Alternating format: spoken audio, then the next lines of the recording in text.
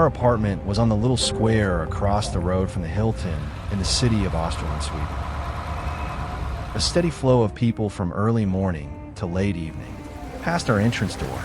On the square itself was a fountain, the trickling sounds of which went on through the night, and a big octagonal fast food stand that blared out poppin' 80s hits to its customers.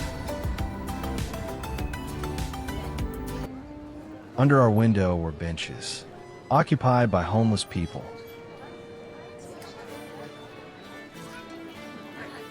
I like to go out onto our 6th floor balcony and have a smoke as a break when I'm writing.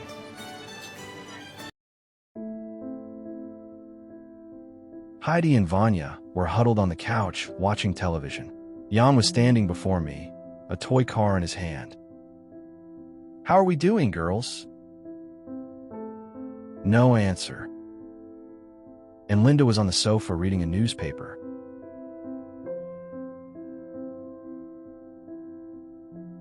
Toys were strewn about the entire room. Hello, babe. There's leftovers on the counter if you're hungry. Här kommer Pippi Långstrump, tjolahopp, tjolaj, tjolahopp. Linda went back to reading, so I went into the kitchen. Uncovered food and dirty dishes everywhere. The children's plates had hardly been touched. The girls are watching television. They rarely sat at the table for dinner. In the beginning, Linda had argued with me about it. I wanted discipline when it came to meals, and thought they should sit at the table until they'd eaten up. Linda had the opposite opinion. When it came to food, everything should feel free. No compulsion.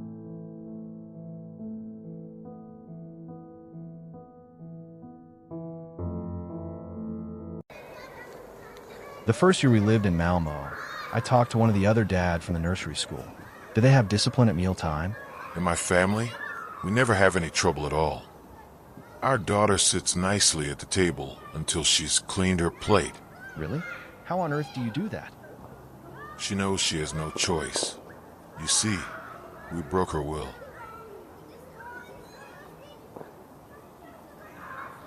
You broke her will?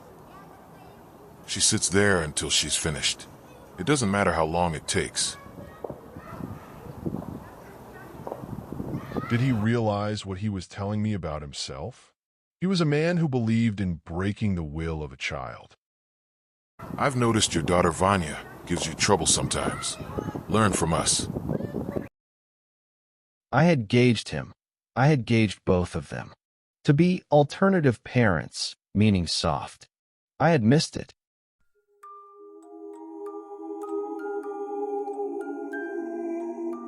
Once Vanya had stayed over at their house. It was her first sleepover. I went over to get her the next day, and he had said that everything was fine. There was a minor episode, but we sorted it out, no trouble. What kind of episode? Well, she asked for more dinner, but after we gave it to her, she wouldn't eat it. I stood there and stared at him. Was he mad? But he was already collecting her things for me. And instead of challenging him, I said nothing. Who did he think he was?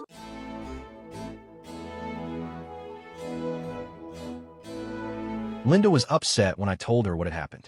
By then, I had changed my mind about it. Maybe it was good for Vanya to see that different parents had different rules. That's not the point. They're criticizing us. How dare they? Who do they think they are? You should see how smug she is. You wouldn't believe it.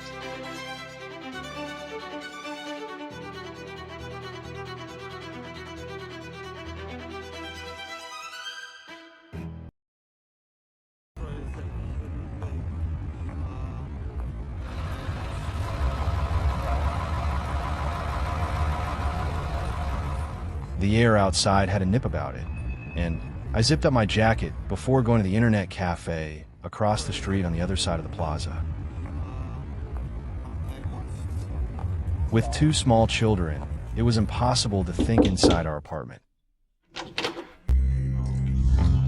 I was polishing up the manuscript, and I had sent a copy to my Uncle Gunnar for his approval. Every word, was based on things in the family that had happened, and I thought they had a right to know. There was an email message from Gunhurt.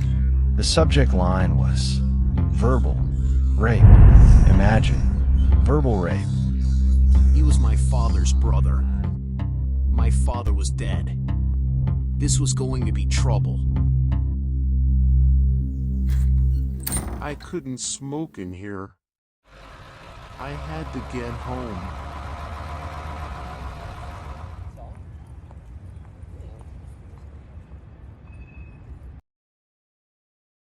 I had written, exactly, precisely, what I had remembered of my father's death. It was not a pretty picture.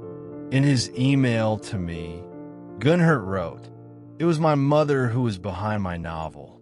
She hated my father's family and always had. All those years, she had indoctrinated me with her hatred, brainwashed me until I no longer recognized the real world, and I wrote this immoral, dishonest book. I wrote it so I could get back at the family and make myself rich. It was not my father's fault," said Gunhurt. "Dad never got what he needed from my mother. Love, intimacy, companionship." Gunhurt was my father's younger brother, and after my parents married, Gunhurt was not there. But I was there. That's what I wrote. The one I needed to talk to about this was Geyer. I phoned him. Hello, Gunhurt speaking. Is this my despicable nephew? How did you get this number? Geyer, this is your idea of humor? I couldn't stop laughing. Forget it. So what? He's angry. You didn't do a thing wrong. But he's going to take me to court. But that's excellent. You should pray he does. He takes you to court, and you'll sell more books than you could imagine. Oh baby, you'll be rolling in cash. If it goes to court, everybody will want to read the book. Literary history in the making. You'll be a millionaire. There's no better scenario. I can think of a couple. Old boy, you've written about your own father. Your fucking inheritance. It's what he left you. Nobody can take that from you.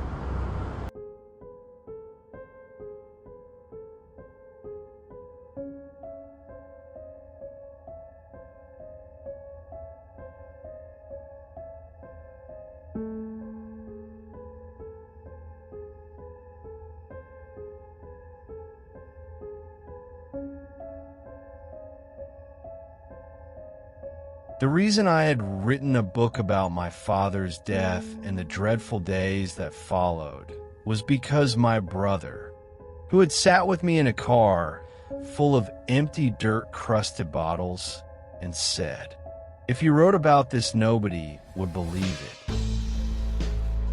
The sight that had greeted Inga and me when we opened the front door had been dreadful. Gunhurt had said that I had lied when I said the place had been littered with bottles from the front door and all the way up the staircase.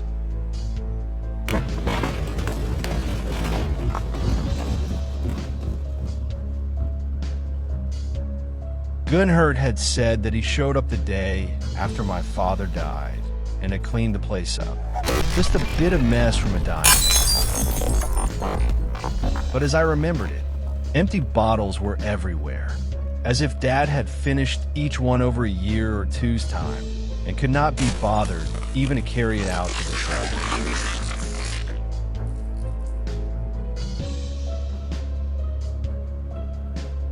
We're going to have to get a truck and a lot of heavy-duty bags and disinfectant. Can you imagine Dad allowing our mother to leave a house like this? Dad wasn't like this then. Something changed. When he left us, Grandma wouldn't clean after him. He stopped beating you. Like he had always beat me.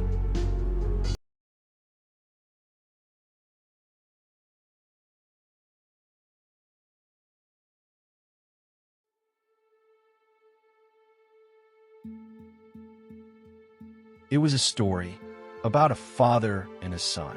When I was growing up, my father was the most terrifying individual I could think of.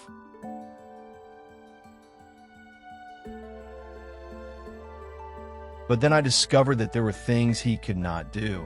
He could not pilot a boat, which made our neighbors in Norway laugh. In our village, every man could pilot a boat. When they laughed at him, I hated him, and I hated them, and then I hated myself. This meant that the only ones my father terrified were my brother and me and my mother. When he was younger, Dad was impossibly handsome, and he knew it. Over the years, his drinking increased, and drinking seemed to chip away at anything attractive about him, and he preferred to be alone, and he drank more. Dad wrote in his diary that he had been beaten as a child, and he grew up to become an adult who beat his own children.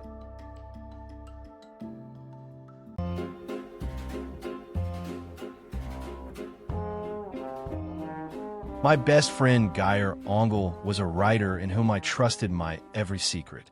He was there when I met Linda. He read every book, every line I wrote. 6 years before, Geir had traveled to Baghdad, Iraq, just ahead of the American invasion to serve as a human shield. A human shield is a non-combatant who has volunteered to put himself in locations in Iraq expected to be targeted by U.S. bombs. He did this out of sympathy for Iraq and to deter U.S. bombing. An act of such selflessness on behalf of others, from an ordinary Norwegian, was to me the highest gesture of human decency.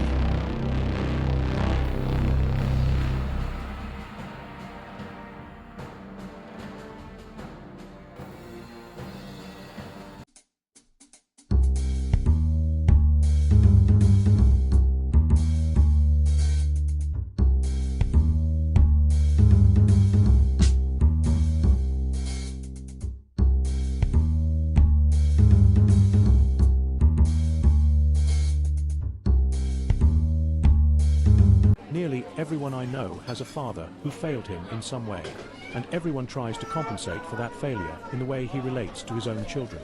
Okay, even if you succeed like my father did, and he was an ideal father, but the idea doesn't necessarily get passed down, you see. You're a better dad than your own father, Karl Ove, while I'll be a worse one than mine. The ideal doesn't pass on. Having a jolly good dad doesn't help a bloody thing. And when it's my little son's turn, he'll be compensating, you see, for his upbringing in the way he raises his own kids. What'll they be like? They'll be spoiled, like I was. You see, little brats they'll be. Of course it matters. Good parenting is good. I look at my kids, and the thing I want for them is happiness. To have as good a life as possible.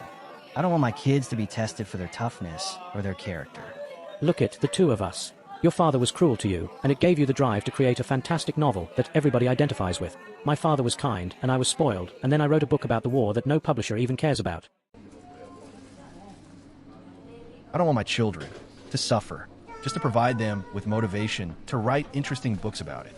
And by the way, what you did in Iraq was courageous whether the publishers like it or not. I say, did I pick this cafe? Jesus, what must we do to get the waiter?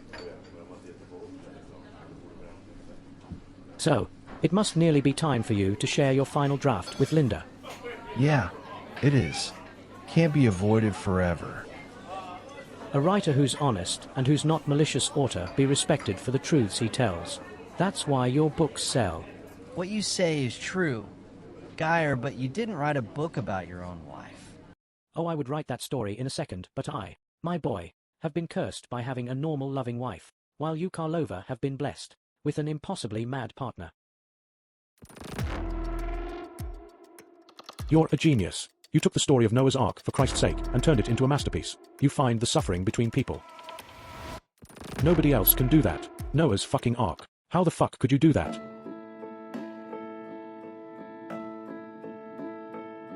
I was 36 years old when I contracted for a novel I called A Time for Everything.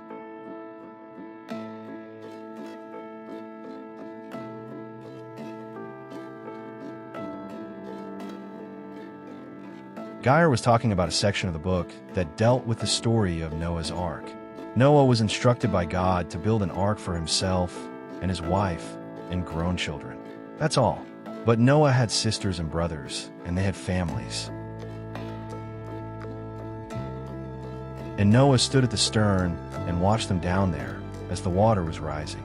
How could God ask Noah to leave the rest of his family? I thought it mattered, even though nobody ever talked about it before. The most horrifying image that came to my mind was of the water rising all around them, and Noah's own beloved sister and her new baby screaming up to her brother to let them into the ship.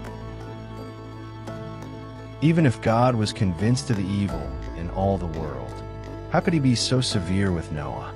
It could only mean that Noah was very different from the rest of his immediate family in a way that made him chosen, and them unworthy of life. I was a new and unknown writer, and the publisher had given me an advance. When I told people what I was writing, they thought I was crazy. Noah's Ark, a Bible story. If I was wrong, I would have looked like a fool, and I might never get another book contract. But everybody wanted to read it. Everybody.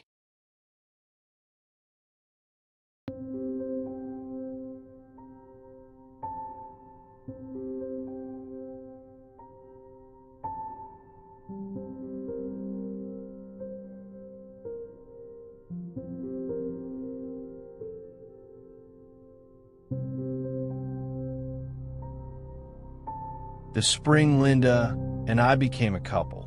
We went out a couple of times with Geyer and Christina. It was when we were still obsessed with each other, kissing and touching, unable to keep our hands off each other.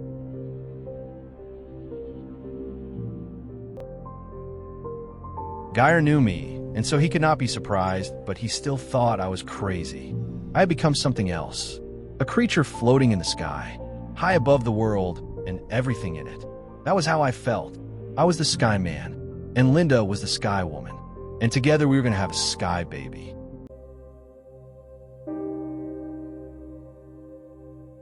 But then we came back down.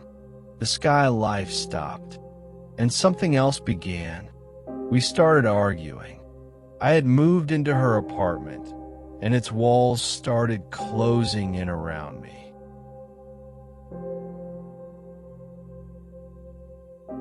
Our arguing turned her into my father. I was afraid of the loudness of her voice, her sudden fits of anger.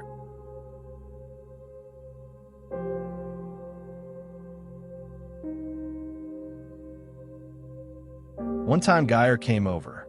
We were going out, and he had walked into something unpleasant.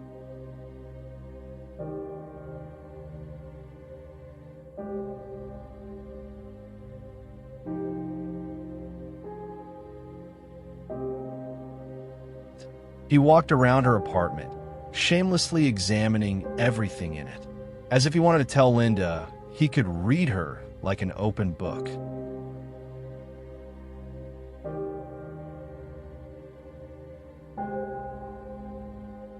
Geyer didn't have to tell me what he was thinking. When I sold the first book, I had a lot of speaking engagements all over Sweden. Then Linda would say, "What about me? Have you thought about me?" I began turning down engagements and backing out of things because she couldn't be on her own. And when the children came along, it became 10 times worse. I had no reason to believe that children would solve everything. But that was what I had convinced myself. Linda, you know I play football for 2 hours in the park on Sundays. That's my one thing, okay? I didn't ask to have a headache today. This going out? That's a luxury denied to me. I wish I could go out whenever I feel like it. You can go out. I don't object. Whenever you want. I can look after the kids on my own. It is no problem at all, only I also need to have. We're your family. Why are you always trying to get free of us? Linda, it's good for us both. You feel too much of the burden? I would happily take the children 70% of the time if I could have 30% of the time for my outside interests. Oh, sure. Karl Ove, it's easier for you to have Vanya and Heidi. They demand less of you than they do of me. Football in the park on Sundays.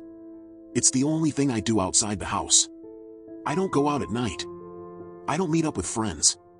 Do what you must. I don't have power over you.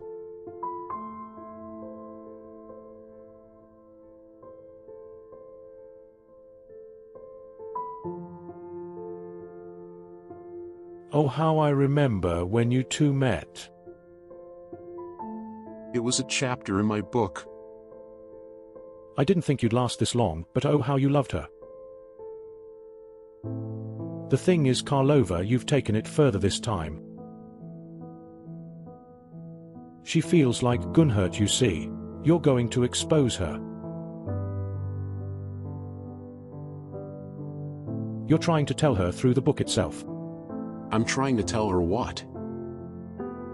It's time that she faced her demons. You've protected her too long. She writes as well as I do and she's brilliant. But then she just suddenly stops.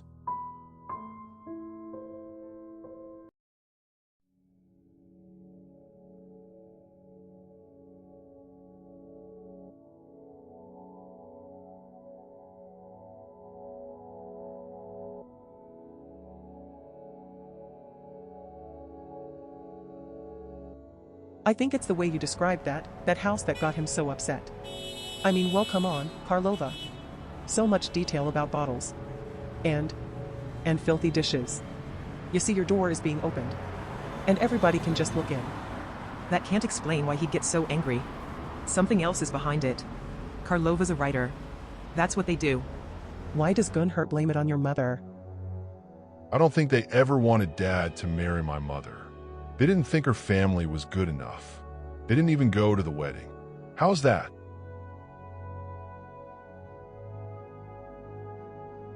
So here's Gunhurt. He's a kid and his big brother got married to some country girl and moved away. And his parents are running her down. When my father left my mother, his family assumed that she deserved it.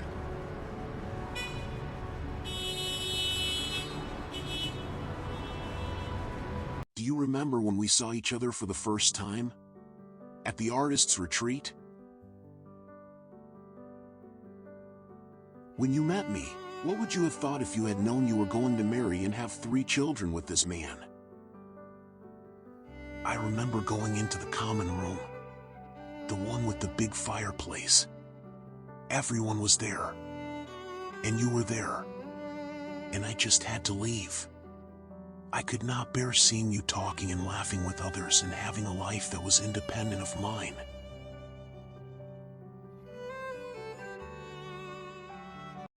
Well, I'm thinking about everything I lost. Lost in that bargain. Oh, Linda. No. Isn't it better to think about all that you've gained, Linda? There's so much contempt in you. I know you look down on me. Oh, Linda, I certainly do not. Yes, you do. You think I don't do anything. That's not true, although yes. You're right that I think that sometimes you don't do enough. You never tell me I'm beautiful anymore. Actually, I don't mean anything to you.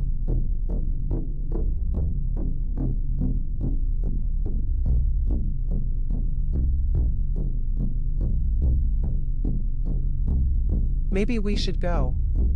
Geyer? You don't need to go, Christina. I'm not ashamed.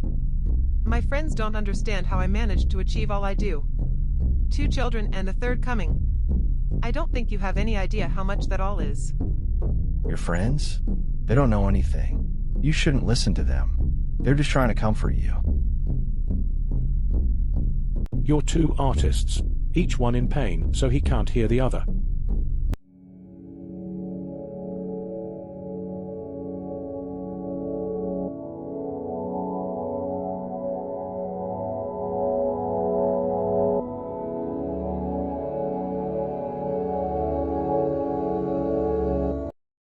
When I met Linda, we were both students at a writer's retreat.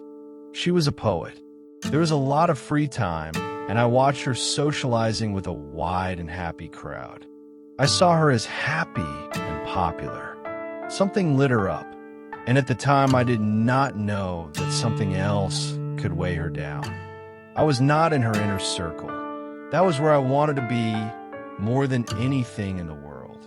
What I did not know at the time was that Linda had a fight to stay high and not to sink into that place where all was black and without hope. That was something I never saw until later. When I met Linda, She was on her way up, and at that time it never stopped. She never got tired. She carried on. She was the life of the party.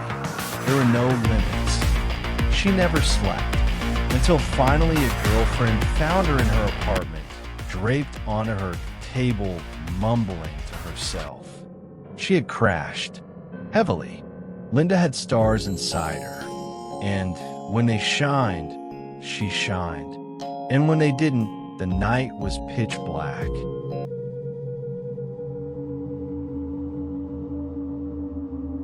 By the time I met Linda, she had recently been released after a year in a mental hospital. I learned this later. At the retreat, she rejected me, and I thought she was too far ahead of me. But in the end, we met all over again, fell in love, and we wound up a married couple, and we had children. Linda told me of her earlier mental health problems, but it did not frighten me in the slightest. When I met Linda, I was never more sure of where I wanted to be, and that was with her. When we were at the writer's retreat, on the last night, I told Linda how I felt, and she rejected me, and I went into the bathroom of the dormitory and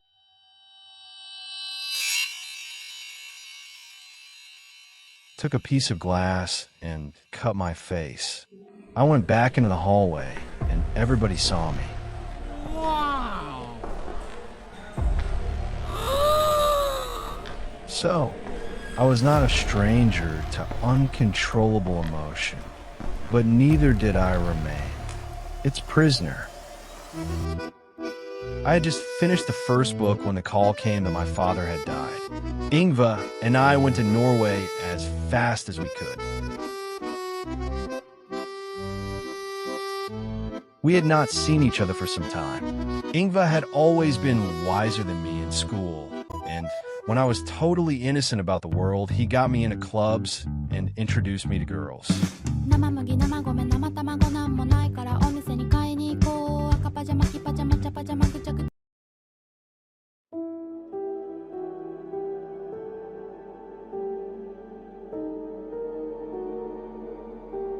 Oh my god, will you look at this? You said Gunnar cleaned it. Grandma, it's Karl Ove and Ingva. Grandma, are you here? Then we both saw our father in his chair, dead, blood on his face and down his shirt. He had been dead for more than a day. During that time, his mother was in the house. No one knows what she was doing, but at first she did not realize that he was gone. His nose was broken. Apparently he'd fallen, but then gotten back up into the chair. It was impossible to tell the coroner how long he had been dead. But after they took our father away, Ingva and I began hauling junk and cleaning. Grandma offered to make us something.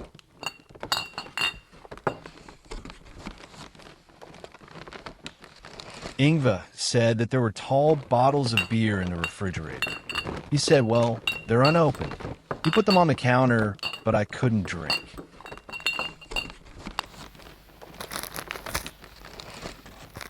Gunhert accused me of lying about what my brother and I found at our grandmother's house.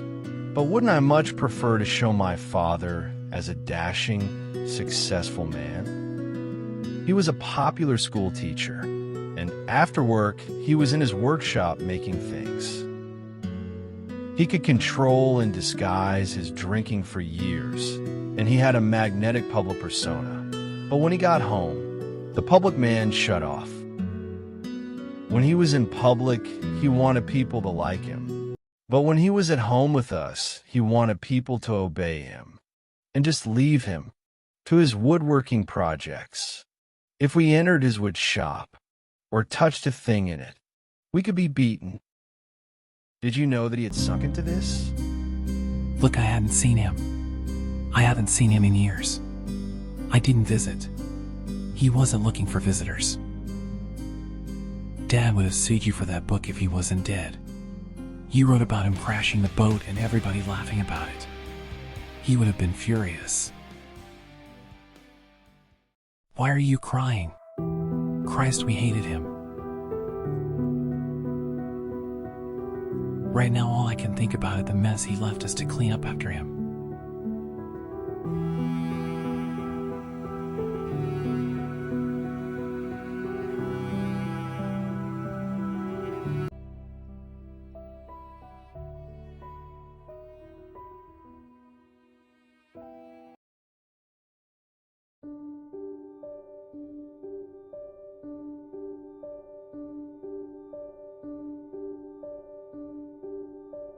I was the breadwinner of the family. As such, we settled into a routine in which 5 days a week I left the apartment and went to a small office I rented where I worked on my books. I had already gotten an advance on Death of the Father, and the final draft was supposed to be submitted in a few days. And then we got some unexpected news.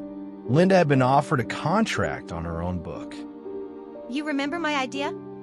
They loved the proposal. They want the text and with the illustrations too. The advance is quite substantial.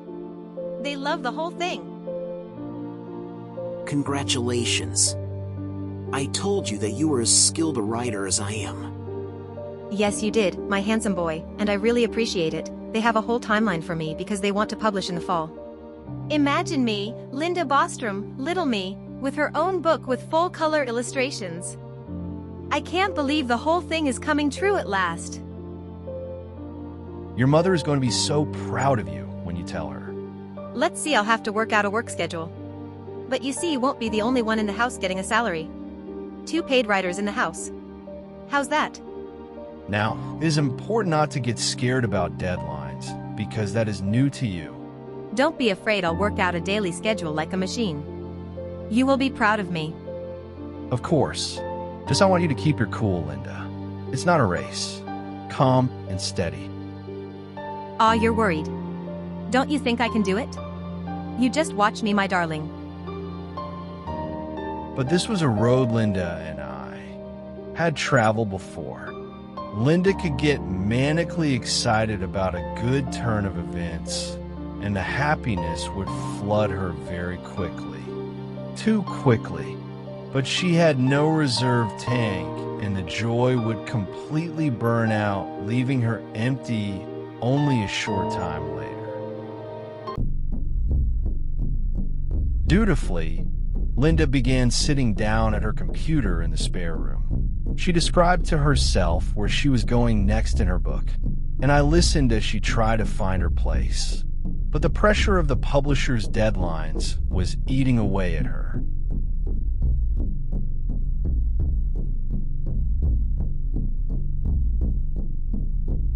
She felt like they were watching her, holding up a calendar or stopwatch, and her confidence began to drain out of her. And with that, her mood and her energy.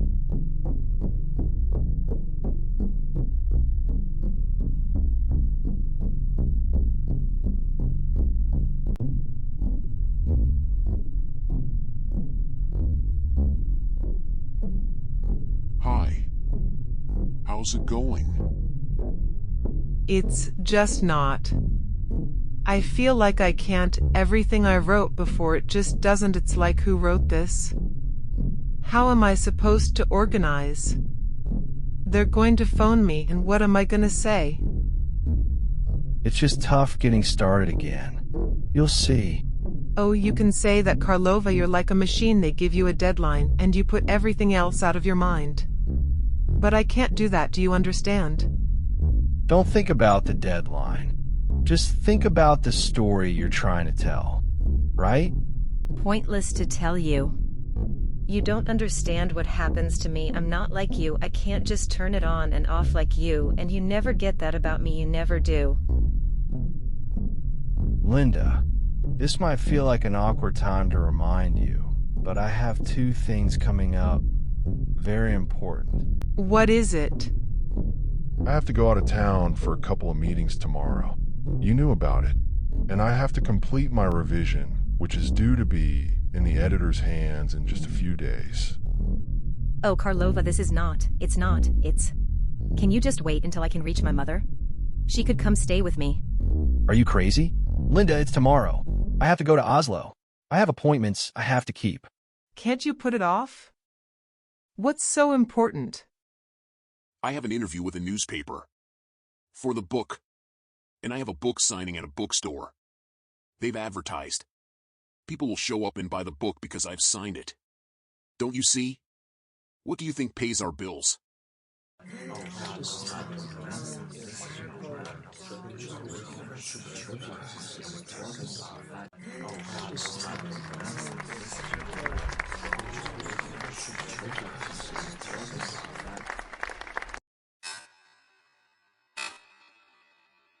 Don't want to disappoint you. You see, my mind is moving around in on me. If I am left alone right now, I don't know what will happen. It's no good, Karlova. I'm afraid I can't be alone right now. I can't. If I am alone, I won't. I can't. She wasn't kidding, and she wasn't at the bottom yet. She had not hit bottom. That was coming. There was nothing I could do. I knew this drill. She was going to go lower and lower, and she couldn't stop it from happening. We had 3 children.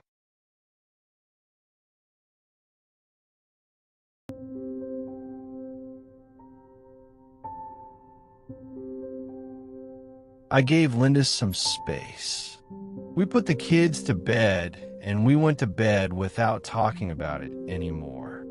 I'm going to wake up in the morning, and it will be over. In the middle of the night, I woke up and looked over, and Linda was awake, eyes wide open, staring at the ceiling. The sun came up. You're not going to leave me today, are you? Karlova, dear? No. I guess I'm not. It's awful. Why don't you get up with us? Have some breakfast. I have no energy at all. Will you go with me to the doctor? What doctor do you mean? The therapist. The counselor.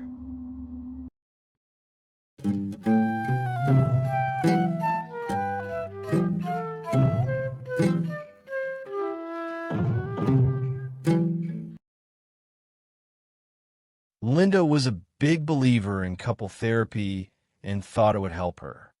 I'm not secretive, but I don't like being picked apart by a doctor as if I have a mental problem. If I were able to choose between going into couple therapy with Linda or death, I would choose death. Every time, but since we had children, I had to put the family interests first. Linda found this woman, and off we went. Perfect. Okay. Now just relax the stress away. Relax. Don't worry. Put away your phone. Now. Now, Linda, I am going to ask you a question. All right? Do you think of suicide? About taking your own life? Such bad thoughts in my head. But I can't. I have small children. I feel so bad I can't do anything. Please breathe for me, dear. Perfect. Now let's continue. Now, how are you doing in terms of your energy? Are you doing things with the children or your husband? I have these things I have to do, but I can do nothing because I have no energy at all.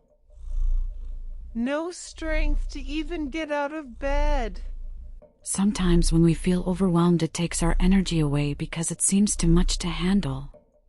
Let's let that one breathe for now. Is that okay? Perfect. Now if you can, I am going to ask that you breathe.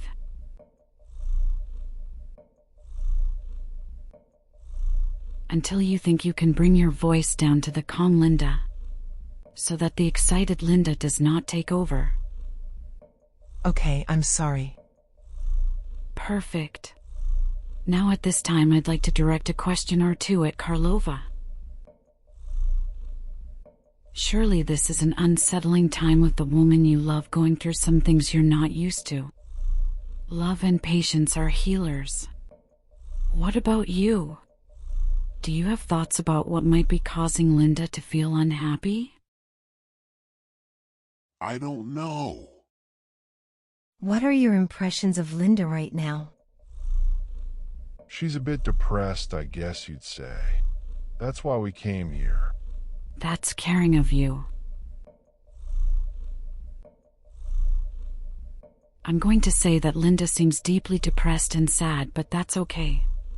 We're here to care. Let's think about ways that things can feel good again.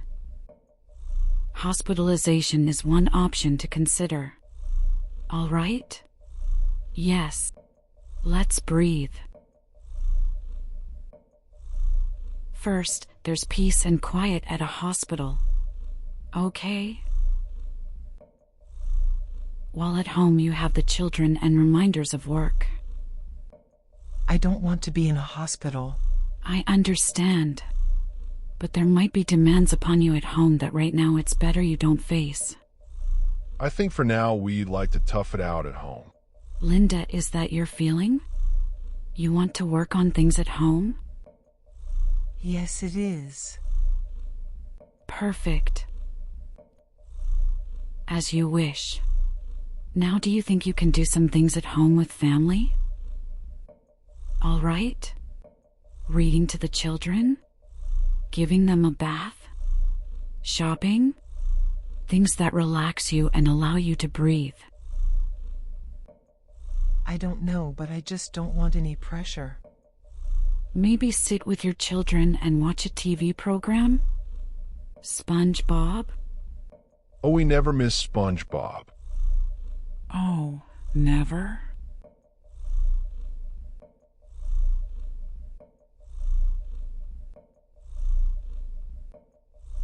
Okay.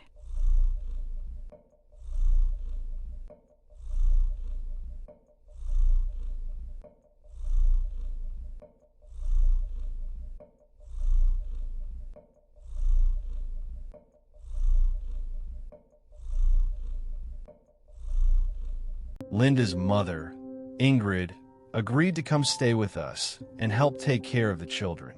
It would give me a chance to leave the house long enough to catch up on my book deadline.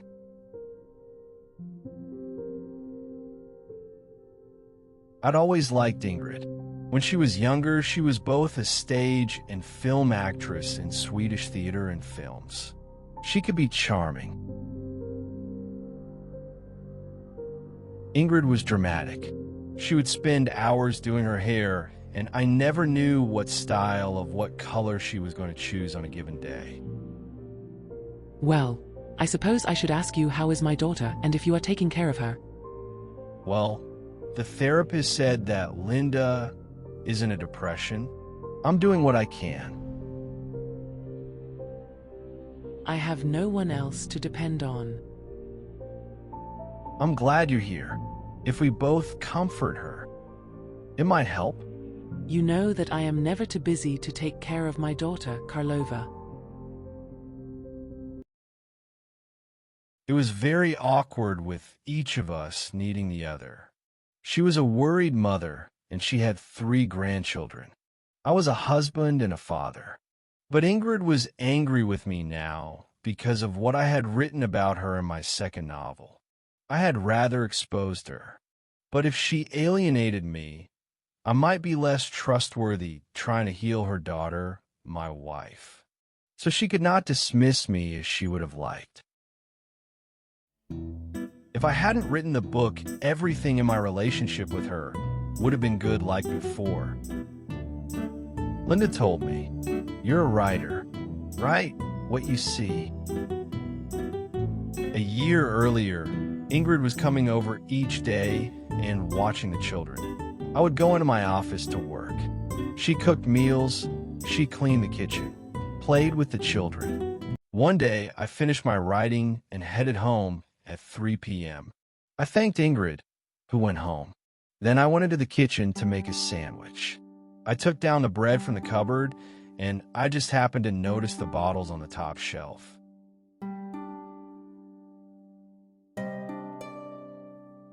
That's odd.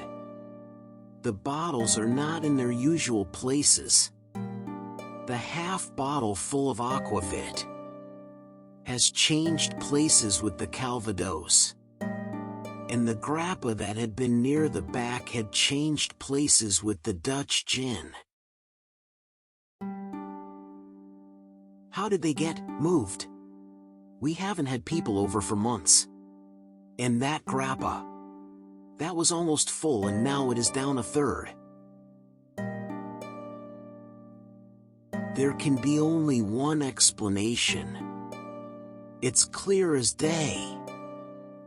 This is not going to be easy. Look who has come to join me, my handsome prince. Sit. This looks pleasant. Of course you can see that I sit out here to relax, and you should do that with me. What's wrong, my darling? This is not easy to say. About your mother. You know how she's been coming over every morning to watch the kids. Yes, that's good, right? Do you remember how I mentioned to you that the levels in the bottles of alcohol had fallen noticeably? No. Yeah, it's your mother. Your mother is drinking. Mommy? Karlova, how? She's alone with Vanya, and she's going into the kitchen and drinking. We're not home, and this is her secret routine that must have been going on for weeks. If there's the slightest chance you're wrong, we can't just accuse her, or it would be terrible. I know. I got to do a scientifically perfect test to be absolutely certain before saying anything to her. What are you gonna do? You know she's the only babysitter we have. I knew exactly what to do. I went back to the cupboard with a pen, and I make a tiny mark at the line on each bottle. You never notice it unless you were looking for it. And I put the bottles back in the exact positions. I felt like the father of a teenager and felt stupid in this position. But I was not going to allow the woman we trusted alone with our children to be sipping all day during that responsibility.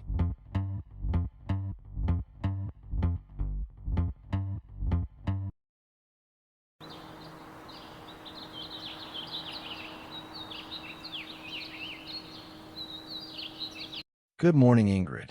Can we talk for a minute? Of course we can talk. Where is Linda this morning? Still in bed? Just you and me, actually. It won't take long. All right, Karlova. What is it you want to say to me? I don't know exactly how to say this, so I will just, I know you were drinking yesterday when you were here watching Vanya. And you did it yesterday, too. I simply can't tolerate that. Linda and I don't have we don't accept that. I don't know what you are talking about.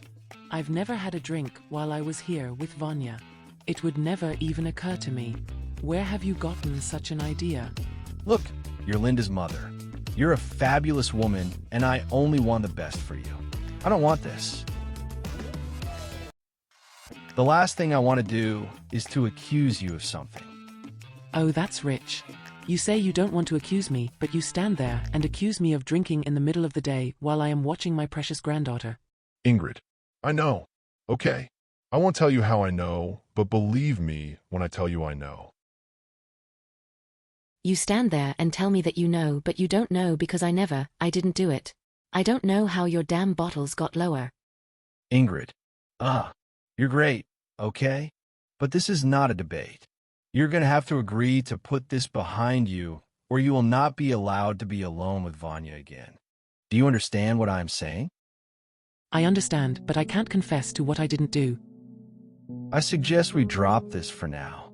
Then we can discuss it again and decide what to do. Happy to drop this for now, and I hope you and Linda will think better of what you are saying, because it's ridiculous. Ingrid and I parted at that point, and I was mentally exhausted. I went back to Linda to describe what had happened. Karlova, you marked the bottles, and you checked the bottles right after she left. Okay, so there can be no mistake. That may be, but she just keeps saying she didn't do it. When I talk to your mother, I feel like I'm talking to an actress in a movie. She's so believable and sincere. If she's an alcoholic, denial is part of the whole picture. I'm not sure I'm ready to accuse your mother of being an alcoholic.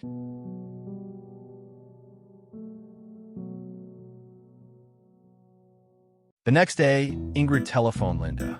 She admitted everything. She added that she didn't think it was a big deal. But since we did, maybe she was wrong, and she would apply herself to overcoming what she admitted was a bit of a drinking problem. She had just made an appointment to see an alcohol therapist. I'm worried about her, Karlova. Imagine being a daytime drinker all this time and nobody knowing about it. It was her escape. She's not the star of the show anymore. My mother had talent, but she lacks self-awareness. It was strange to me to find Linda talking about her mother's problems and lacking self-awareness. I mean, what was Linda's problem? If not that she herself lacked self-awareness?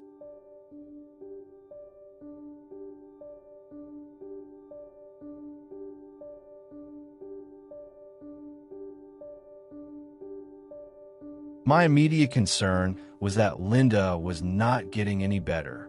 When I was alone with her, I always told her the same. I told her I loved her. I knew she was having a terrible time, but it would pass, and then everything would be fine. But the Linda I said these things to did not answer and did not even look at me as I spoke. Ingrid came to help because Linda wouldn't get out of bed.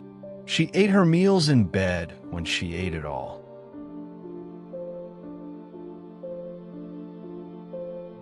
She would open a book and turn the pages, but said it was too tiring to read the words. Heidi and Jan accepted Mommy's behavior as just the way things were. Vanya was a different story. Vanya was older, and Linda's lethargy made her angry. One night, Vanya physically attacked Linda, and she shouted, You're ugly, I hate you, hear?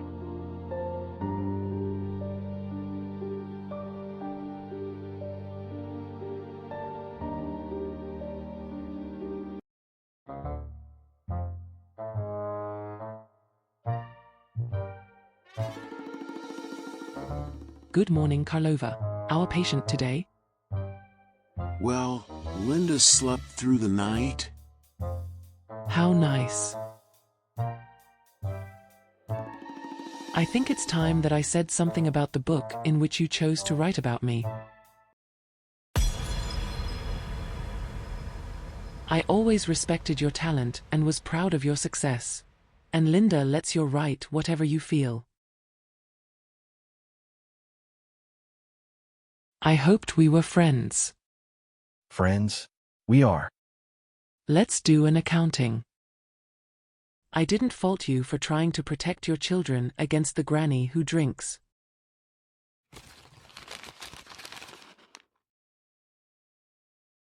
I was humiliated, you know, but you forced me to change. Ingrid? And then you put it all in a book. Who gave you the right? Why on earth did the world have to know that your mother-in-law was a drunk? How is that art? Linda loves to be written about. That's her privilege. That's all I needed to say, Karlova. You had to tell them that you caught the old drunk by marking the bottle. Pretty clever.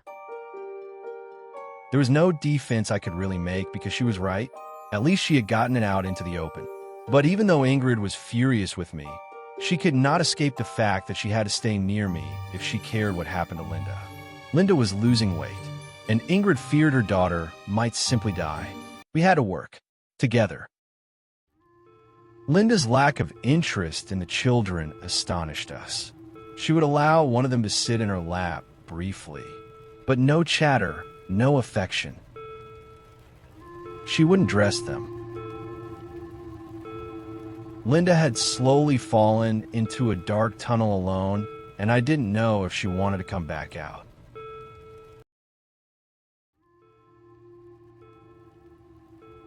After several days with no progress, Ingrid and I agree that Linda and I should go back to the therapist. I thought that the woman was a little peculiar, but Linda seemed to like her. My first task was to get Linda to be willing to leave the bed and get dressed and leave the house. Linda, darling. Oh, what is it, my handsome prince? Today's the appointment, remember? We made it 2 days ago, now you have to get out of bed, okay? Do we have to? Can we do it tomorrow? Come on, Linda, this is serious. It's that nice therapist you liked. I know. I'm just so very tired, Karlova. I don't know if I can even move. I'm sad. Come on now, the therapist will make you happy. Now please let me get you out of that bed and get some clothes on you. Everything was like this with Linda. She didn't want to get up to eat. She didn't want to take a bath. Ingrid and I were used to it. But the therapist had told me, the longer you allow Linda to not move, the harder it will get her to move the next time.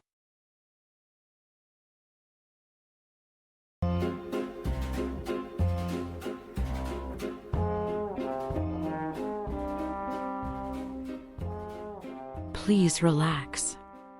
Okay, perfect. I will be seeing Linda today, and based on your chart, we're talking more medically today, meaning medication. I am licensed, so we're in business, okay? Perfect. Just relax. Perfect. So what I think we should start with is breathing, just to get everybody centered and calm. Can you do that with me?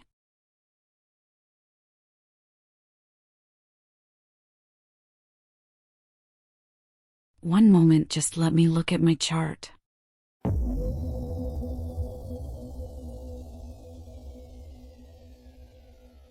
So I see that Linda was not sleeping well but liked to be in bed.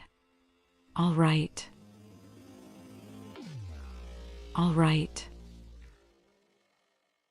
You are going to gradually increase the things you did in the house? And did you? I failed, doctor, sorry. Brush away that thought. Nobody was failed. We're on a project together and finding the right tools. All right. Perfect. So what I see here is that Linda is in a depression. We've tried non-medical and therapeutic approaches without success. What we need to do is to reverse Linda's depression. Linda's feelings, you see, are on one kind of arc that goes downward, and we have to try to turn that around so that it goes upward.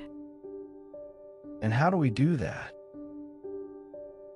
Well, Karlova, one way is 3CT. Electro. Convulsive. Therapy. It's one of our little tools for when we get really serious about improving someone's condition. I'm sure it sounds scary, but what it does is to provide a break to the process and give the brain a kind of reboot. A reboot? Like a computer? A break to a process? What are you talking about? You mean Linda's brain?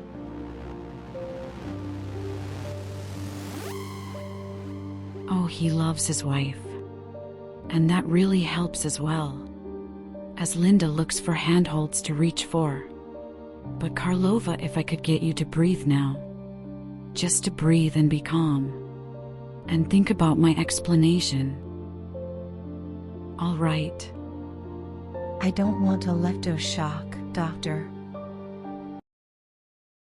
Okay. Well, we can look at some other impactful options for you. We have not even tried yet some of the antidepressant medications available to us. Drugs that go into the brain and reverse Linda's descent down the negative stairway. Chemically, Linda might suddenly find things of life just seem brighter. Which would be perfect. Would antidepressant drugs make Linda happier, or just put her in a fog or a daze like a zombie? Antidepressants work by influencing our natural neurotransmitters. Right now, Linda may not be getting access to enough of her serotonin because the neurotransmitter line is weakened. All right? Perfect. The drug is not creating Linda's improved mood. The drug unblocks the inhibited neurotransmitter that was keeping her own serotonin from making her happier. Where is my own serotonin now?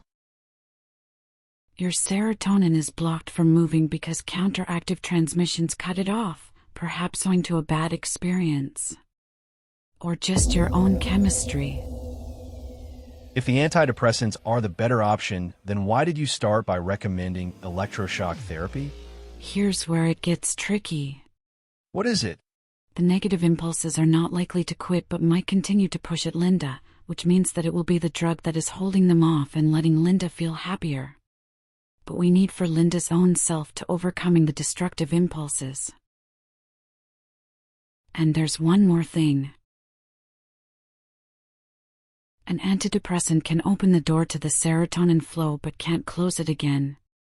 Linda could be taken with uncontrollable euphoria, which might be a relief at first but can be out of balance. Euphoria, as in very high, very pleased? Euphoria like every moment is the greatest ever. This sensation is a great drain on the system. Perhaps you've seen Linda like this before? Linda would get so energized and pleased about everything that nothing could slow her. The impulses fire through and keep firing until she collapses. Here's what we'll do. I'm going to prescribe Linda a low dose of sertraline which she'll take every day. I'd say look for a noticeable improvement in her spirit. But it is your job to watch to see if Linda is happier than you both think she should be. All right. Perfect.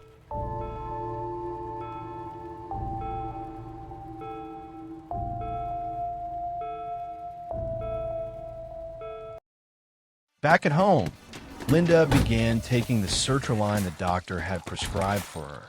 The results were almost instantaneous. Linda's mood improved. She got out of bed and wanted to pick up around the house. She played with the children. For a couple of days, I was relieved. I was thrilled, but then Linda's energy level became unmanageable. Linda, why not take it easy a little bit? You don't have to do it all today, right? Oh my darling, it just feels so good to be free of that curse. To be me again, one thing I swore, one thing that I would make up for all the lost time. Of course, and that's fine, that's wonderful. Only you don't want to overdo it, right? Not to worry, my dear one. Let me explain it this way. Have you ever been trapped in a dark room and nobody could help you and nobody knew how you felt? I was there. I saw you out there talking about me like I was an object on the shelf. I don't blame you for it. I told myself, if you escape it, I am going to do everything. I am going to be everything. You've been through a lot, right? I just want you to enjoy tomorrow as much as you enjoy today. But though she had intense energy, the new Linda could not hear me. My every word just bounced off her. She knew something that I was too simple to ever grasp. She got up before the sun had risen to go to the gym, alone. She had never been an exercise person. Dr. Lavender had said that the antidepressant could clear the pipeline to Linda's serotonin, but that it could not regulate it. It seemed that the pipeline was open to a dangerous extent. One night, I was deeply asleep. I'd gone to bed exhausted, and Linda, of course, had stayed up. I was awoken by loud noises from the living room. Did I hear voices? I staggered out of bed and headed for the living room. Hello, Karlova. Welcome to our little world. This is Christina. I met Christina at the gym and we have everything in common. Christina looked about 17 years old, which was almost half Linda's age. There were drinks on the table before them. This is my husband, Karlova. Handsome just like I told you, right?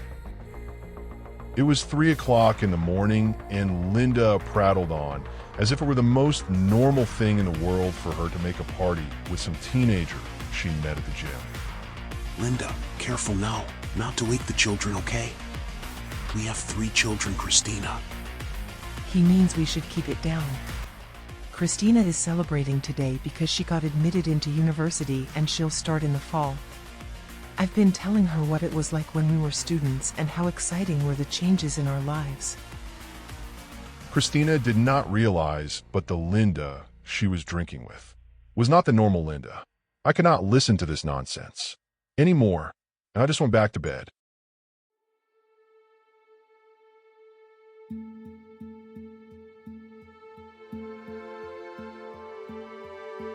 When I got up the next morning, our children were in front of the television and Linda was sitting alone in the kitchen. She looked exhausted.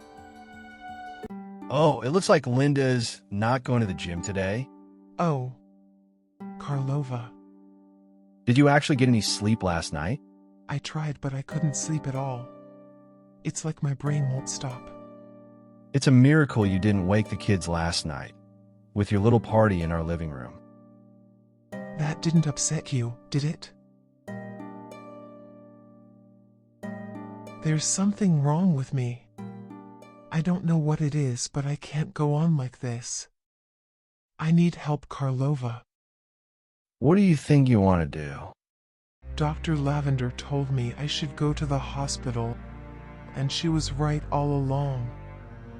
Nothing good can be done for me out here. I feel like I am lost.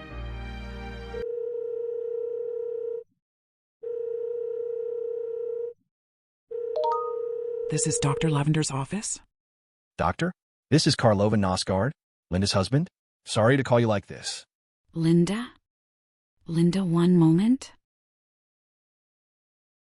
Oh, Karlova, the writer. How are you today, Karlova? You are on Zoom image, okay? You're a little blurry from the glare. The fact is that Linda wants to be admitted to the hospital. I mean the psychiatric hospital. It's not working out. Don't jiggle, okay, Karlova? Okay. Perfect. Let me find Linda's chart. Now, instead of the Linda who can't get out of bed, Linda is like a wound-up toy who can't slow down. Okay. Relax. Okay. Linda's on a low dose of the sertraline, which is evidently releasing her serotonin levels. We needn't be alarmed because this can happen. We're not alarmed. We just want her into the hospital. Can you help us? At this time, I can agree that it is probably the right move. At long last. Do you know where the psychiatric hospital is located? It's not far from where you live. I don't want them to treat Linda like a crazy woman. She is a sensitive and intelligent person. It's quite natural to worry, but let me assure you. This is Sweden. You don't have a thing to worry about. We know Linda. We care about Linda. Linda will be in a protective space that she has chosen to be in. And we will help her to come back home. Happy. I really had no choice but to trust the doctor. Linda had made the decision. She was not getting better at home. We had to try the next step.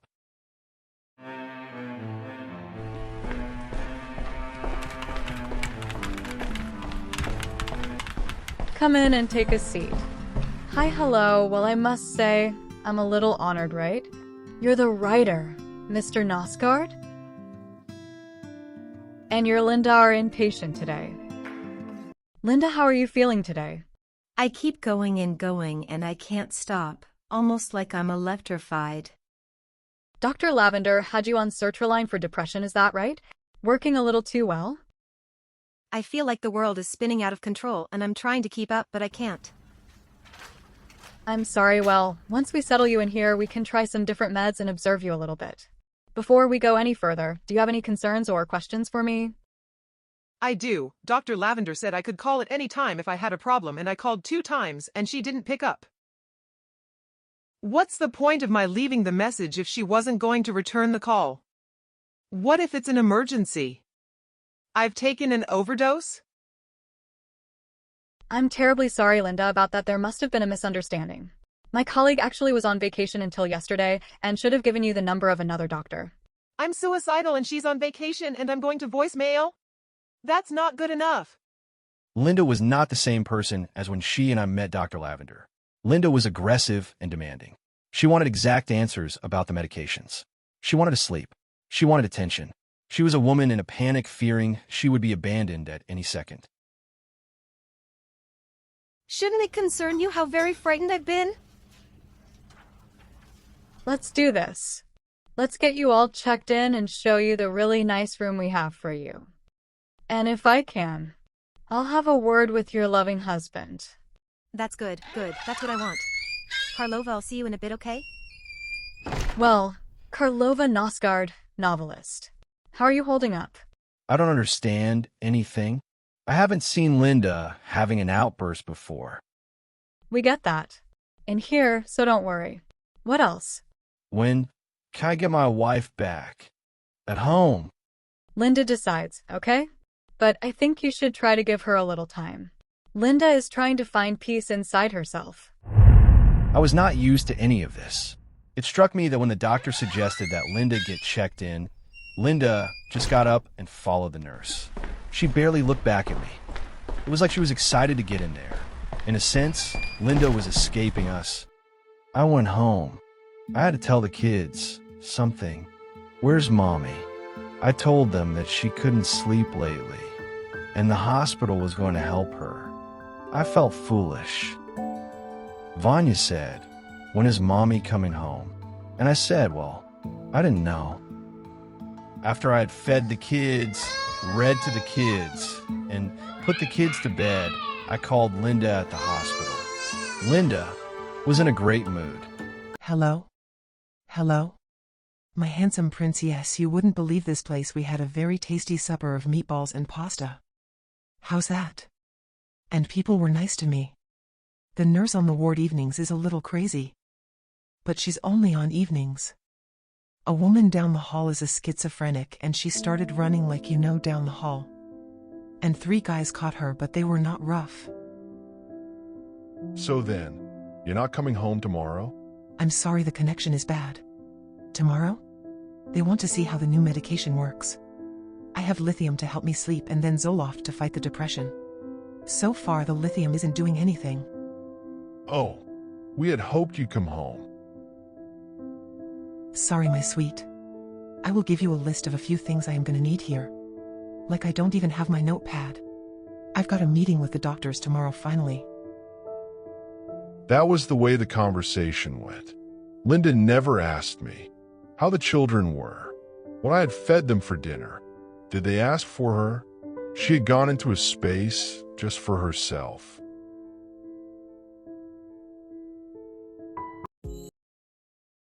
Days went by. Jan's birthday was almost upon us. There would be a party for him at his daycare center. Linda surprised me by announcing that she wanted to come.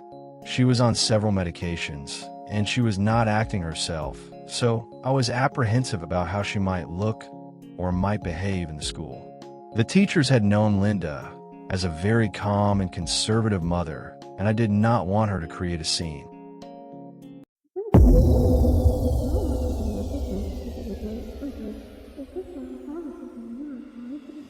But it was important for Linda to get involved again with our children, and she showed up at our apartment door. On the day of the party, Jan and Heidi hugged and kissed their mother. They hadn't seen her in a week. Oh, you shaved your beard, my prince. You did it for me? Do you like it? Yes, you look younger and not so much like a, Norwegian woodsman. Karlova, I can tell you stories about that place, oh my goodness. And the weird things that you hear at night. She wore heavy makeup and a little top that exposed her tummy. It just wasn't appropriate to visit the school. And the kids stood around her and she talked about the hospital. Linda, you must be tired. You brought packages, I see. Maybe. You really want to go to Jan's school? We can make a little party right here. Have a party here? That's a wonderful idea. I was hoping you might say that, Karlova, because to tell you the truth, I just got so nervous about this. I know it's like a little thing for anybody else, but I'll get in there, and there's his teacher, and I don't want to face lots of people. Plus, what do I do if I don't know? It's just I'm like so stressed now, and I can't sit still. Oh, it's okay. You are here with us. Your family. I want to wrap this. Can you get me a shirt? I'm freezing. We need to try again. Linda changed her shirt and got down onto the floor and busied herself with some books she had gotten for Jan. Yes! Linda, dear, you don't need to wrap them. He won't know the difference. Everybody likes to have packages to open, don't be silly. I got these books from the hospital. They sort of let me take them. I mean, they're not for kids, but we could read them to him. So you stole them. Uh-oh. It's a mental hospital. People steal everything. Okay.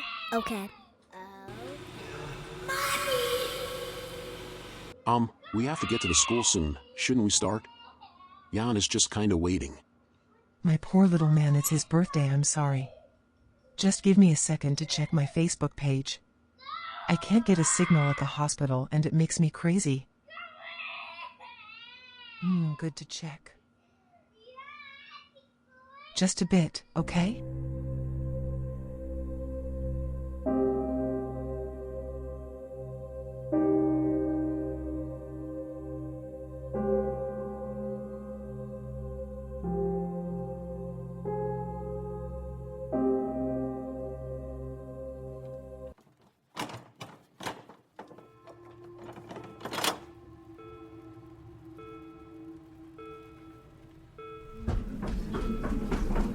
I went to visit Linda at the hospital because I hoped she could be encouraged to come home to our children, and because our interaction might be good for her, and because I missed her.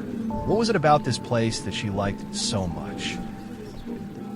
I found the confinement overwhelming, but Linda did not.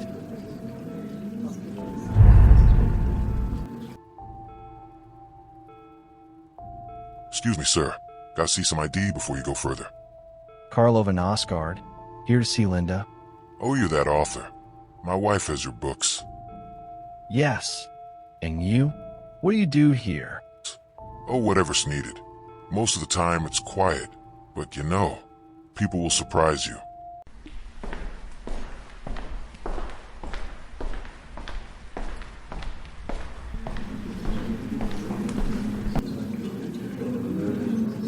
In the day room, I found people watching television. They looked dull, defeated. Was this their life now? Or was it just their medications?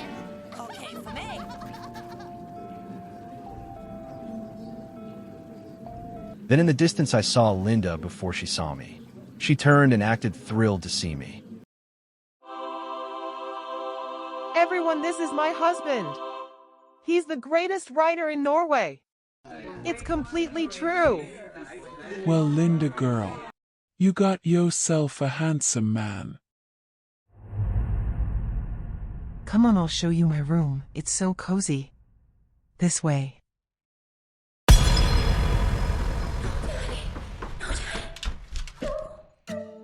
So this is my bedroom with a nice big window and view, and I get a lot of sunshine.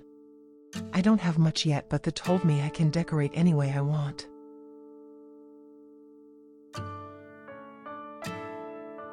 I want more posters, but look there. The twins drew them. They remind me of myself when I was young. These crazy girls. Age 20 at the most? Princesses of the night, I call them that, right? My God, they can't sleep either. And they are acrobats. Absolutely terrific. I wish you could be here at night to see it. Okay, next. This is my high-functioning bathroom, okay? And it is designed for an unstable patient possibly, but still I like it. Oh, I do also. But best of all, look. They let me create this one wall. My book nook. From their library. You can sit in the chair here. Unless you'd like to sit on the nice firm bed beside your wife. I won't attack you, promise. The reading nook is good. So, how are my children? How is Vanya handling Mommy's absence? Linda, the children, they miss their mother. When's my mommy coming home? And I tell them, it's okay. Mommy misses you. But it scares me when you seem to be turning this room into an apartment like you are not going to leave. I've learned a lot about myself since being here and they help me. I don't know where I'd be. Even the other patients on the ward help me. Amazing. Someday I'll write a book. Linda, excuse me. I hope I'm not interrupting anything. Oh, fine, Lisa. My husband was just about to kiss me. Thanks. Sorry, whatever. I'm just here to tell you anyway the doctors are ready to see you now. I mean, they're waiting. That's Lisa. She's a good one.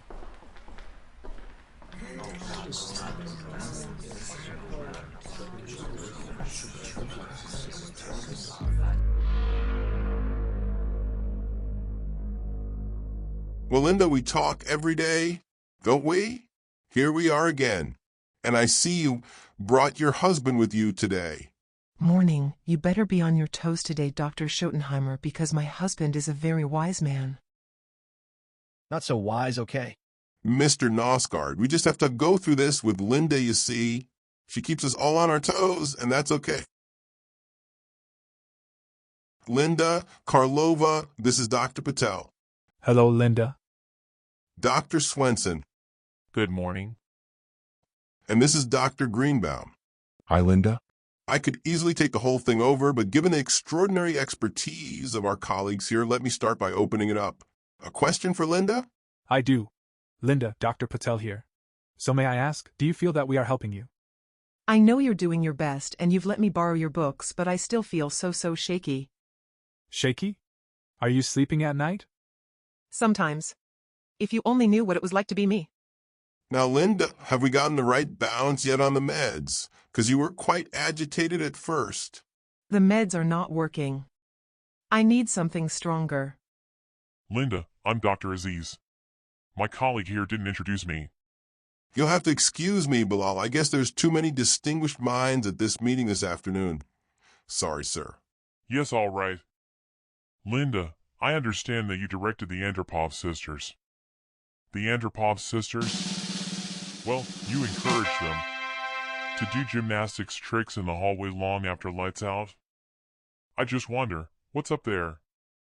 Okay, I'm very sorry, but I have to tell you those girls are geniuses.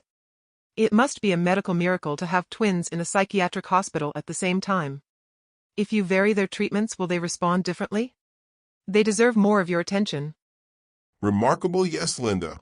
And so are you. So many ideas, so much energy. Yeah, maybe you need a few more doctors? I don't want to make trouble, but I'm a professional woman. I need stimulation. Can I interject here? Mr. Knausgaard, it should be obvious to you that we all regard Linda as just a special case, you see? Only Linda is Linda. Okay, I just wonder if you have any questions. We have 3 small children. Linda's been here more than 2 weeks. She used to be happy. And okay, Things were good. But now... Let me remind you of what happened just 2 days ago when I got Linda released for an afternoon visit. When all she was going to do was to accompany me to Jan's preschool so we could pick him up together. Karlova, it's okay that you tell them. They are my judge and jury. I picked Linda up in the car, and she's very excited to be going to see Jan. School is letting out, and lots of parents are there, and it is crowded and noisy. And Linda is happy to get Jan, and she's holding his hand, and we're talking with other parents and with Jan's teacher. And everything seems to be going well, and then Linda sees one of the mothers she has not seen in a long time, and they greet each other. And she introduces this woman to me, which is fine.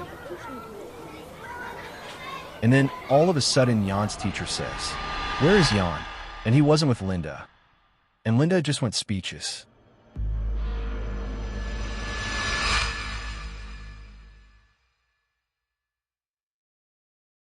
You had his hand.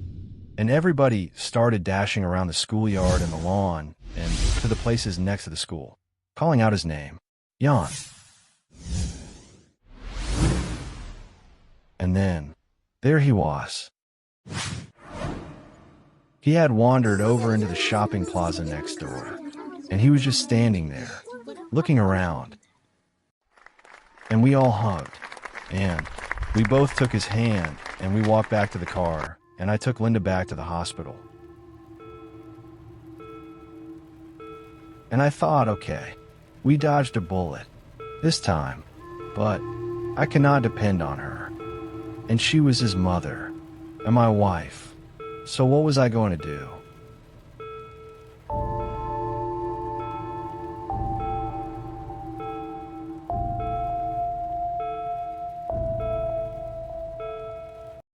As a boy and as a man, in spite of myself, I loved my father, but I also hated him. My brother Ingva and I believed that our father cared for us, but was incapable of allowing that care to reach us. Or at least I thought this even if Ingva did not.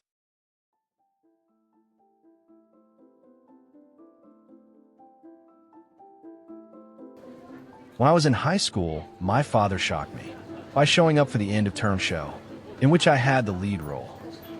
I had been the big star the previous year, and I got overconfident and didn't much study my lines this year. I thought, oh well, I can wing it, I'm the man. But when I saw my father out there, I could barely remember a line. Our teacher had to whisper out the lines to me in this long play of which I was leading character. I just wanted the show to be over.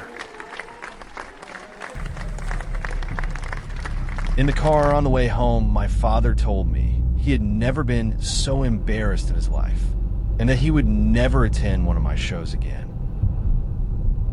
That was a promise he kept.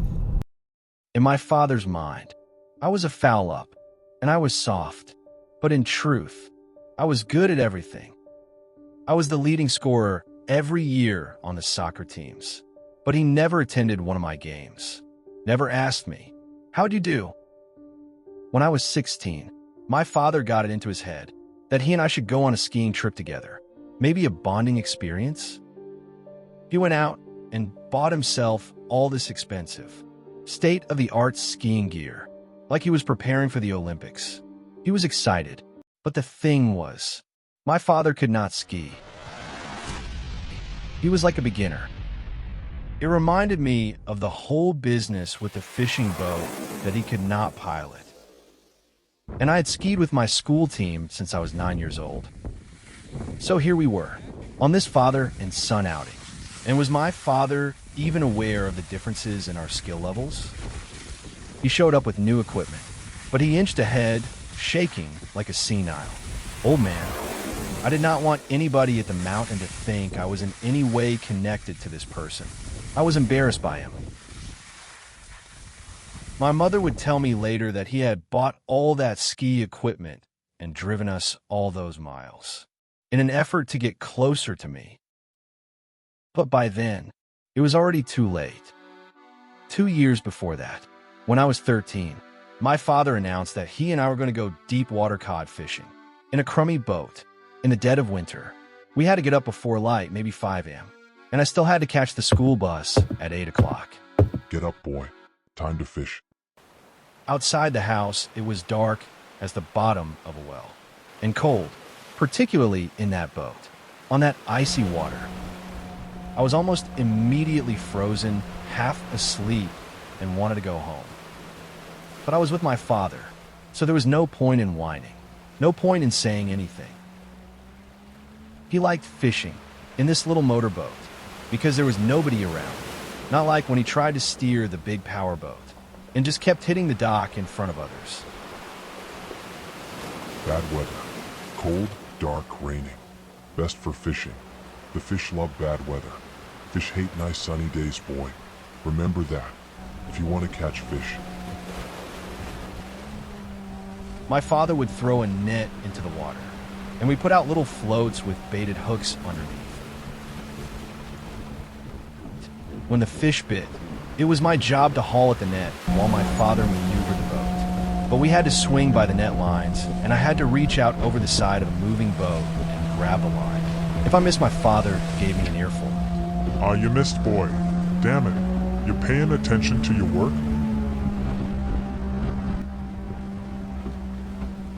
His words and his glare at me were as icy as the water.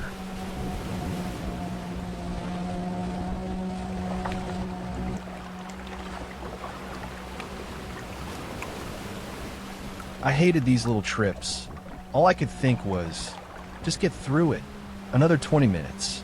When it was over, and I was frozen through, he would drive me back, home, in the silence of the car, in time for me to catch the school bus.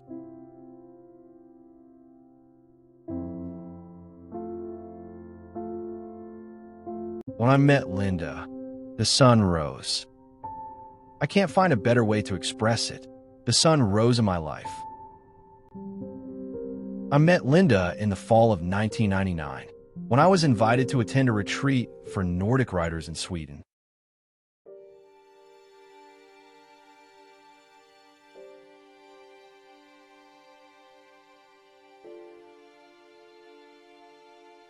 At that time, I could not have imagined that over the next 10 years of my life, I would write and publish 8 novels and become a famous man. At the retreat, we were put up in rooms, and during the days we were organized into groups and talked about writing, and we read each other's drafts. But I met Linda on the first day, and after that I had my mind and my eye on her every minute. The retreat was big on nature walks in the woods, and I found ways to be walking with Linda, and she was friendly and light and practically weightless. Linda was a Swede, like most of them. I was just some unknown writer from Norway. To a Norwegian, Swedish people are a class above. I wanted Linda. I wanted her completely, and I didn't want anyone else. All life would begin again if I could be with Linda. We were assigned to the same work group, and we exchanged drafts. Linda's words on a page to me at that time were holy, sacred. Today, I remember only the way I felt at the time, but nothing about her draft or the words she wrote. That seemed so important at the time. During the day, everybody was supposed to be talking about their writing, and at night, people would get raging drunk and try to score with each other. Like a high school boy, I watched to see that none of the other guys was making a move on Linda. She had friends everywhere. This went on for the entire retreat. I was able to get Linda alone at times, and she was growing to like me, but not in the intense way that I was dreaming. The last night of the retreat, we were assembled in the largest room.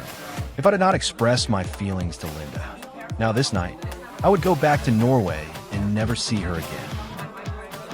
As casual as I could seem, I worked my way through the crowd until I was standing beside Linda. She acted happy to see me. I was super drunk, tried to seem relaxed. Like, well, how about that, Linda? Here you are. She was so warm. I made small talk with her over the noise, and I got so drunk I didn't know what I was saying. She did not mind. She seemed to swirl around me, and finally I asked her if she wanted to walk with me. In the night air, everything was working. We were going to join, and we would be together forever. Inside that building was nonsense and noise, but out here, was everything. Linda, I have to tell you. I love you.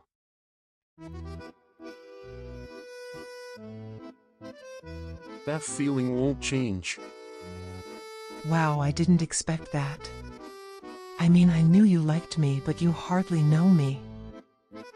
Linda, forever. It's like this. I really like you, but I am not interested in you that way. Linda, I feel like it's destiny. I love your spirit, Karlova, but I don't love you. That's the difference. I'm the one who's meant for you. You'll see that eventually.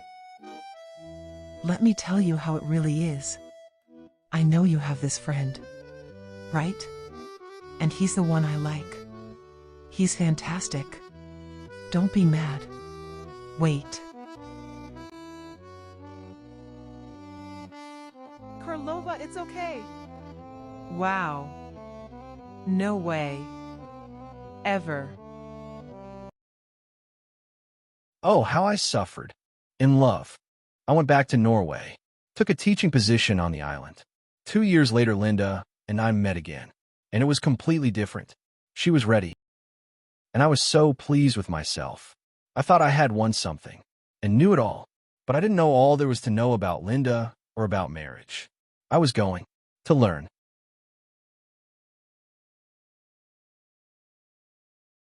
One night, Linda phoned me to say that she hadn't been given any food. In a rage about this, she had smashed a glass and shouted. This kind of behavior in a psychiatric hospital causes the big boys to come running to shut things down. Playfully, I said, well, Linda, I thought these were all your friends. You and the staff.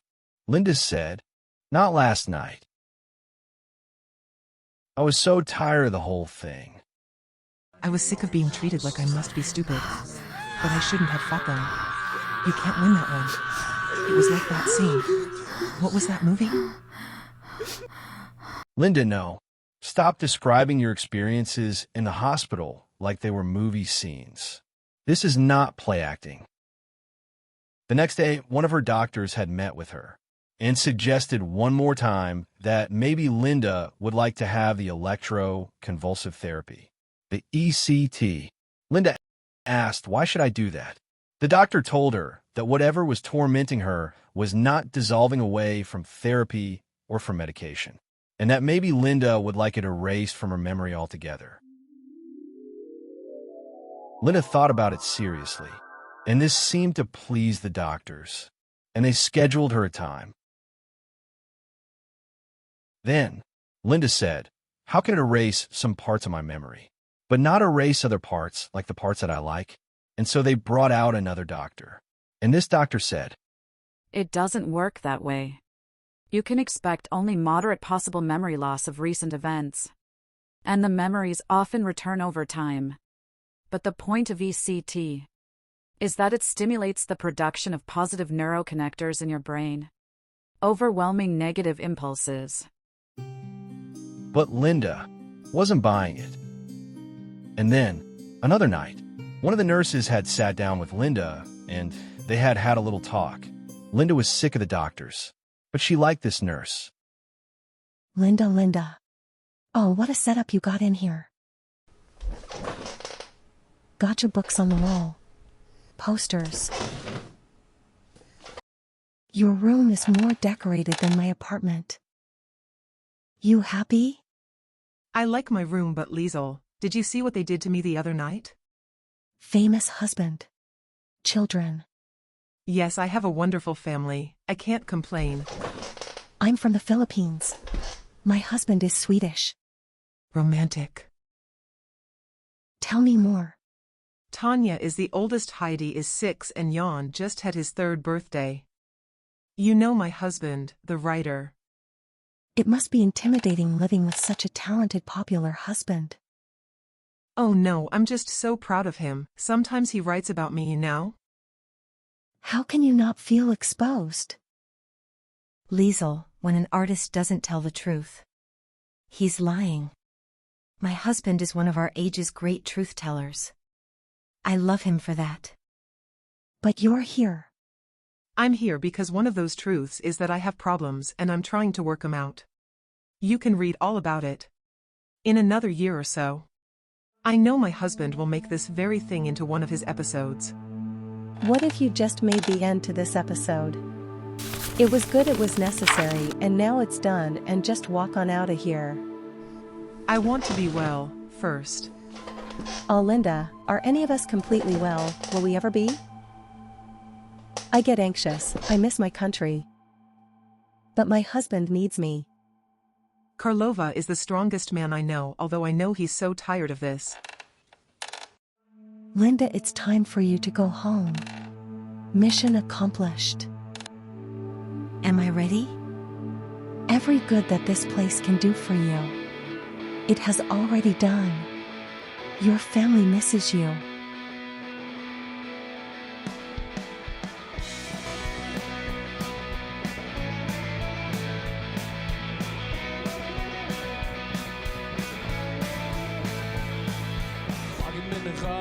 Jeg glad for jeg har fått meg nye sykkel. Far har betalt og mor har lagt flagg. Nå kan du bære meg så smykker.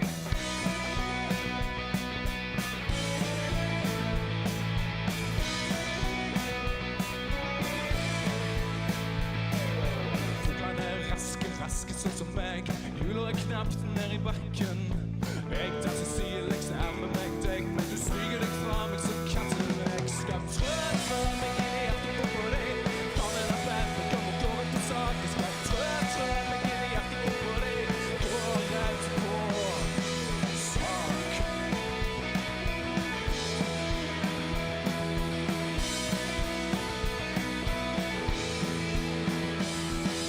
Dagen for kort, selv om jeg flyr fort, så forsvinner du ut av syne. Natt må hjelpe meg med kunstig lys, men du får ikke forsvinne. Jeg skal trøtte meg I hjertet på deg. Ta med deg bæren, kom og gå rett på sak. Jeg skal trøtte meg I hjertet på deg. Gå rett på sak.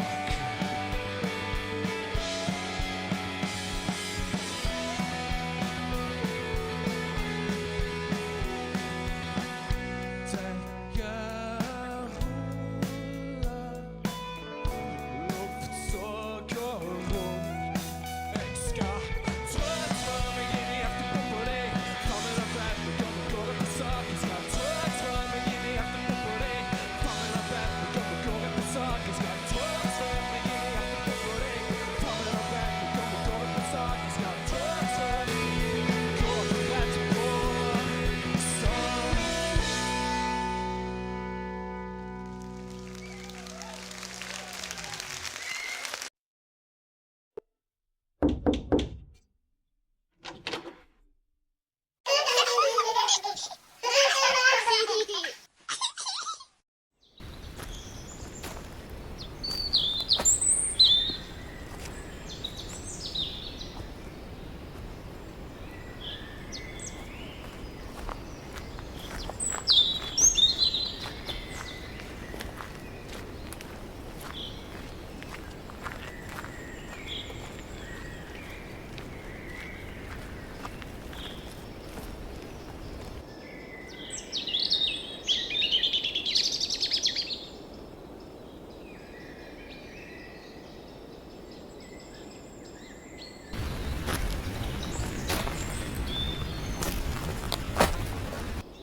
How did you sleep?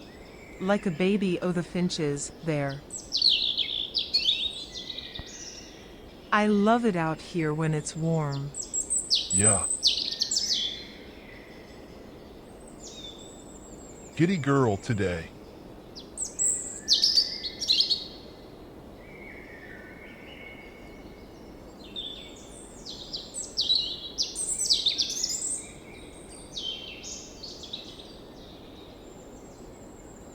Do you remember when we first got married? I do. Oh, of course you do. You've been on quite a journey, right? I have. But I'm home now. But I can't say that it will never happen again. That's okay. If it does, we'll deal with it. The thing is that we know where we stand. Okay. Okay.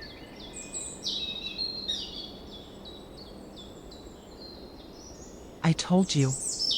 I always felt like the sailor's wife. He went to sea and left me on my own. But these days it's the other way around. Now I'm the sailor, and I'm casting my moorings.